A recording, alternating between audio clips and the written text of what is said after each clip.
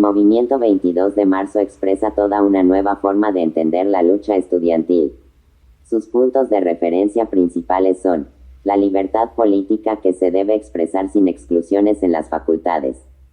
Si las autoridades lo impiden, para eso están las paredes y las salas, para ocuparlas.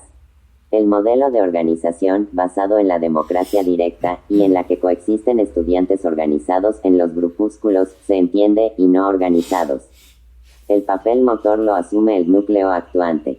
La universidad crítica, no como un sustituto de la anterior, sino como punto de partida de un proceso permanente de agitación según el principio de la contestación de la universidad a la contestación de la sociedad, un acontecimiento externo, el atentado contra Rudi Dutschke, símbolo de la lucha antiimperialista de los estudiantes alemanes agrupados en el SDS, confirma definitivamente la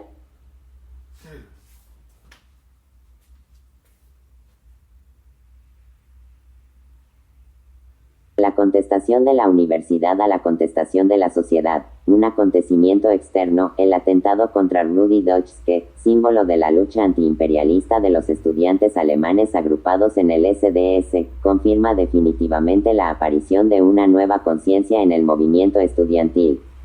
La reacción fue inmediata. El 13 de abril, día del atentado, las diversas organizaciones políticas y el movimiento 22 de marzo llaman a manifestación en protesta contra el atentado. Unos 5.000 estudiantes siguen la consigna y se produce una manifestación combativa por el centro de París, en dirección a la embajada alemana. El gobierno, que hasta entonces no había enviado a la policía contra las manifestaciones estudiantiles, ordena cargar. Es el primer choque, preludio de lo que será mayo.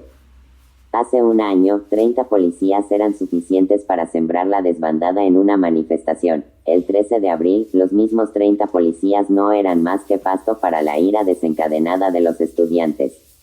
El uniforme había dejado de ser mágico. El policía ya no era invulnerable. Los estudiantes alemanes y japoneses lo habían probado, diría Daniel Benzeit recordando ese día. Una repetition generale, Pac. 25, ed. Maspero. En efecto, se había dado un paso más. La policía podía ser resistida, podía ser atacada, podía impedirse su represión. Poco a poco, esta idea iría recorriendo su camino entre numerosos estudiantes. El ejemplo de la solidaridad con Rudi consolidaría una nueva actitud ante el poder. Resistencia y, si es preciso, ataque. Ni las vacaciones, ni la policía, ni el cierre de facultades habían logrado frenar un movimiento estudiantil de tipo nuevo que desde Nanterre se iba extendiendo al resto de la universidad parisina y de otros lugares de Francia. El enemigo. En los textos de las diferentes organizaciones revolucionarias, el enemigo aparece, con mayor o menor rigor, claramente delimitado. El Estado burgués, el gobierno de Gaulle, los partidos reformistas y revisionistas. Pero entre la masa de estudiantes esta claridad no es tan patente. Existe, eso sí, un sentimiento de malestar que se asocia a una abstracta sociedad burguesa autoritaria, sin acabar de precisar en qué órganos concretos cristaliza. Una cierta tradición de izquierda del movimiento estudiantil francés, que había conocido jornadas de lucha importantes en la época de la resistencia argelina, es el trasfondo de la ideología dominante en el medio estudiantil, pero no una conciencia clara anticapitalista o antiburocrática. Precisamente, los enfrentamientos directos con los representantes del poder en las facultades, autoridades académicas, y en la calle, la policía, van a acelerar rápidamente la toma de conciencia colectiva acerca del enemigo a atacar. La incomprensión y el ataque directo contra los izquierdistas que emprende el PCF desde las primeras acciones estudiantiles, va a aclarar notablemente la posición no revolucionaria de ese partido. Pero vayamos por partes. Antes de mayo, la situación política general de Francia se correspondía, matiz más, matiz menos, con la de cualquier democracia burguesa estabilizada.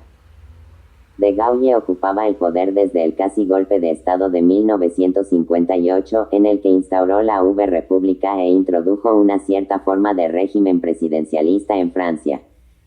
La burguesía, representada directamente por el gobierno de Gaulle, se halla enfrascada en planes de desarrollo a corto plazo claramente ambiciosos. Francia no puede perder su grandeur, y para ello necesita, entre otras cosas, la bomba atómica. Es la época de la force de frappe, del V-Plan y de la modernización acelerada de la economía francesa. Tales planes tecnocráticos afectan duramente a la estructura educativa del país, que se ha convertido en una especie de aparato obsoleto e inadecuado para los intereses del capital. La enseñanza que se imparte en las universidades no coincide con las necesidades del desarrollo capitalista.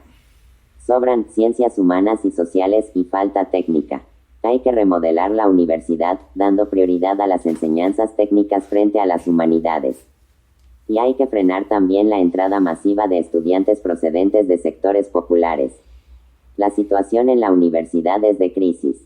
Muchos estudiantes están condenados al paro en el momento de terminar sus estudios. Otros son conscientes de la inutilidad y vaciedad de la enseñanza que reciben.